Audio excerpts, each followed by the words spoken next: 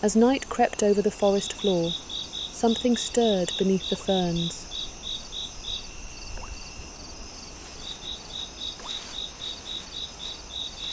A glow, gentle as a lantern's flame, flickered to life on its back.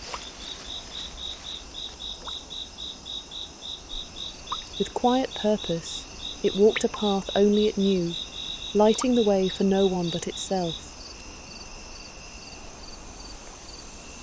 And in the deep hush of night, the lantern beetle carried its light, small but steadfast.